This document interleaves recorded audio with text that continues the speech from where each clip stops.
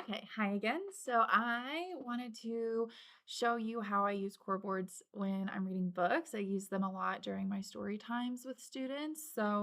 I first of all have to be really intentional about the books that I'm using when I do this because not every book is going to go perfectly with a lesson with a core board, but one of them I love is Frog on a Log. First of all, it's asking a question, so that's a good way to introduce how to ask questions and answer and all of that. So it's about a cat that says, "Hey, frog, sit on a log." So we have sit on, right? Sit on a log.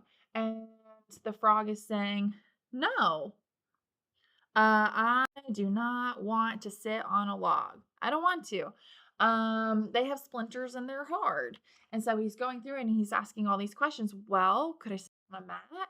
And the cat says, "No, cats sit on mats." And it goes through hares sit on chairs, mules sit on stools. So good ways to learn sit, no. Um, it's got good rhyming words. And anyway, I love this book. It's fun. So another one is, and this gets used a lot in preschool and our younger grades. So brown bear, what do you see? So we have our question words up here. So we have what, um, and we talk a lot about how what questions are asking about a thing or an action. And so brown bear, what do you ooh, hold on, looking at it sideways, see. So, what do you see? And then he's going to say, "I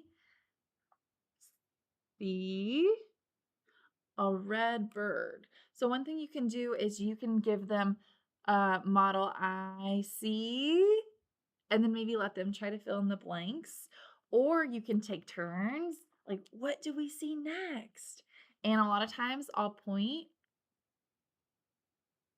and just wait and see if the kid wants to take their turn, and just kind of boost that engagement with the core board. You can also do yes no questions with this, like, "Oh, is this a bear?"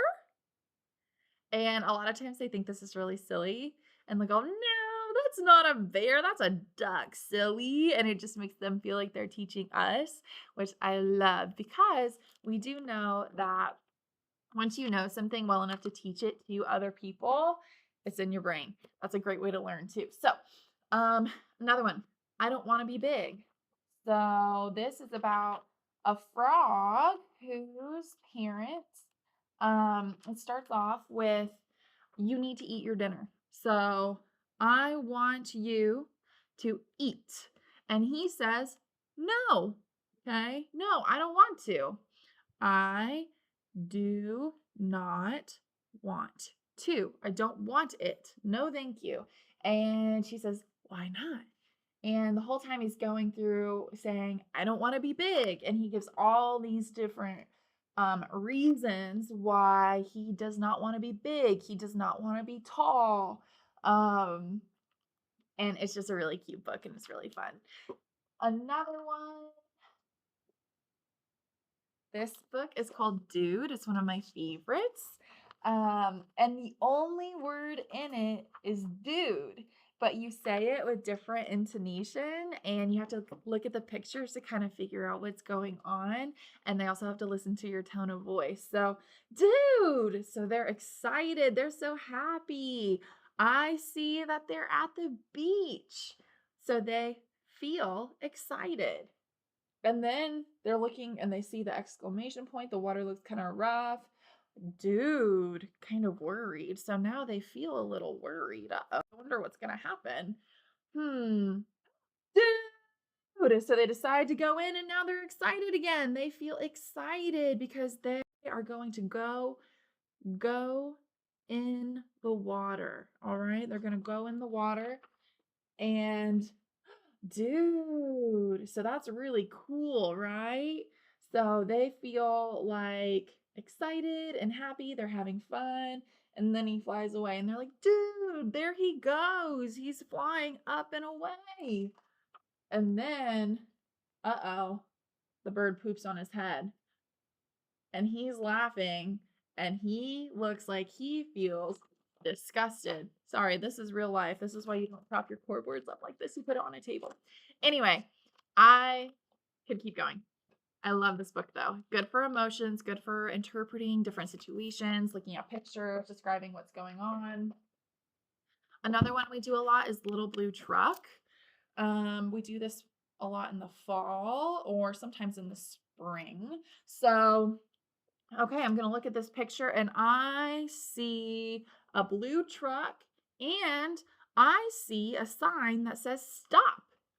So he stopped at the stop sign and then he's going to go, right? He's going to go on down the road and those frogs are looking at him. There's a frog on the truck and the truck says beep. Okay, so if you listen, you can hear him go beep, beep. And the toad says croak. So if you listen to the toad, if you listen to him, he says croak. And so he's going down the road. He's going. If you listen, you can, and keep on going with, all the different sounds that the truck would hear. He's going up and down and up and down. And we have up and down here. And then a big truck drives by. So this truck is different. This one is big and yellow and it has rocks in the back. But the truck stops. He gets stuck in the mud. He could not go around, so he got stuck. And the big truck said, "Help me, I'm stuck, I'm stopped." Help is another one that I really like a lot as well. So here comes the little blue truck and he's stuck too. So, and then it just talks about how when you have friends, your friends can help you and the importance of being kind. So now they're all working together to help this big yellow truck, and he is so strong and so on and so forth. Other ones that I find my little ones love, don't touch this book. It's about, this is our character, and he said, "Hi, how's it going? I know you're looking at my cool new book, but do not touch this book." So another, do not. I think a lot of the examples I pulled focus on do not. But if you touch it, different things happen. So let's see, it gives instructions too. So don't even try to touch it. See my picture on the front? That means Larry gets to decide or decides who gets to play. And we have play on here, right here. So that's another one you could model. Tell you what, you can play. So we have can on here. You can play, but only use one finger and draw it down like this, right? So he's showing you what to do here, and then your kid can come over here and do it. And then on the next page, it says, "You made it blue.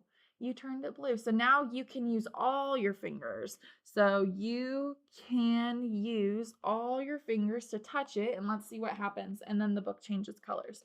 So there's that. And then another one I like is "We're different, we're the same." And this is good for comparing and contrasting. So it's talking about how we're all different. All of our noses look different, but then they're also the same because we all use them to smell and sniff and sneeze. And it just goes on through comparing different, hello. Did you find it? Incredible. Different body parts, and that's a good one as well. So I hope this gives you some good ideas, and yeah, have a good day.